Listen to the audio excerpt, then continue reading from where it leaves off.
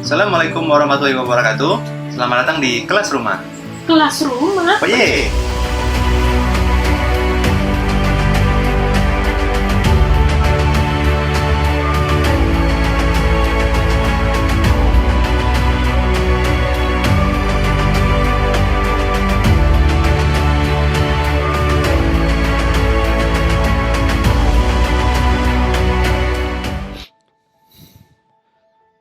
Pada video berikut kita akan membahas bagaimana cara menggunakan Google Maps.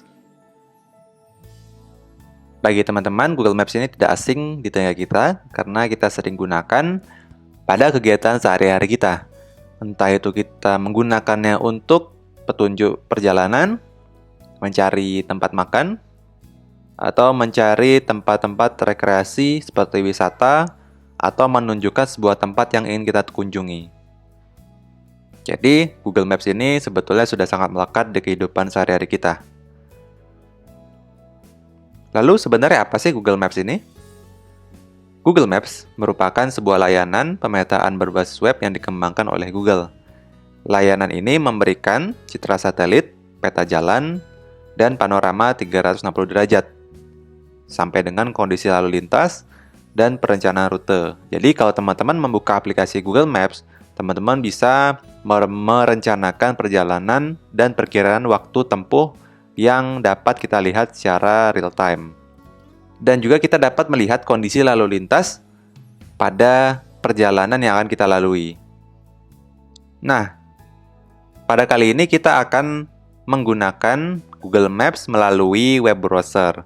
Untuk yang versi mobile atau aplikasi Android nanti kita akan gunakan di video yang lain. Seperti biasa, masuk ke google.com, lalu pilih aplikasi Google, lalu pilih Maps. Kita klik. Maka kita akan diarahkan ke dalam halaman Google Maps. Di sini versi web bisa melihat info COVID, kemudian juga melihat area ini, melihat berapa derajat Celcius, lalu juga ada fitur barang sehari-hari, restoran, terus bisa take away juga, bawa pulang, hotel, SPBU, dan lain sebagainya. Kemudian di sini juga ada lapisan satelit, kita bisa melihat berdasarkan tampilan medan, lalu lintas, transportasi umum, bersepeda, dan lainnya. Di sebelah kanan bawah, kita bisa menggunakan Street View.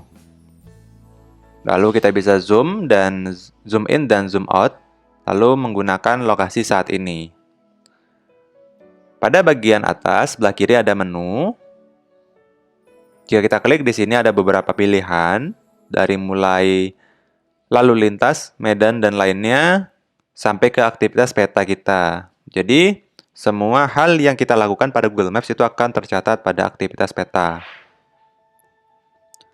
Nah, kita akan coba tes untuk mencari. Misalnya di sini kita coba Monumen Nasional. Kita pilih salah satu yang paling atas. Lalu akan terlihat di sini kita diarahkan ke dalam ataupun kepada lokasi Monumen Nasional. Nah, pada bagian sebelah kiri kita diperlihatkan preview gambar Monumen Nasional. Lalu ada tombol rute, yang mana rute ini berfungsi untuk mengarahkan posisi kita saat ini menuju ke Monumen Nasional.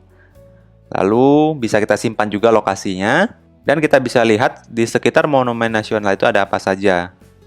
Kemudian bisa mengirim ke ponsel dan bisa membagikannya kepada rekan kita. Ada penjelasan, alamat lengkap, sampai ke kontak yang bisa kita hubungi. Lalu di bagian sebelah kiri juga, jika kita scroll di bawah, ada pembaruan dari pelanggan. Jadi setiap pengguna Google Maps yang memberikan kontribusi akan tampil di sini. Lalu kita bisa lihat juga waktu favoritnya hari apa. Di sini bisa kita lihat dari jam 9 sampai jam 9 malam bisa kita lihat aktivitasnya seberapa padat. Lalu kita juga bisa melihat foto-foto yang telah dibagikan di Google Maps. Kemudian ada juga tempat lain di sekitar Monumen Nasional dan ada ulasan. Di sini kita bisa melihat sebelum mengunjungi suatu tempat kita bisa melihat ulasannya terlebih dahulu. Kita akan coba tes bagaimana jarak dari lokasi kita sekarang menuju Monumen Nasional. Kita klik rute, lalu kita arahkan titik awalnya, misalnya posisi kita berada di Monumen Patung Dirgantara misalnya.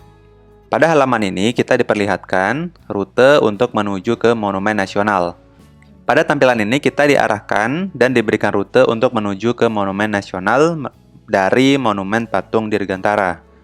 Ada dua rute, yang sebelah kiri dan sebelah kanan. Kita bisa klik, maka akan berubah rutenya menjadi yang di sebelah kanan. Di sini terlihat jaraknya perkiraan 21 menit dan 19 menit. Di sebelah kiri juga ada perkiraan jarak 19 menit dan 21 menit. Ada yang 11 kilo dan 8 kilo.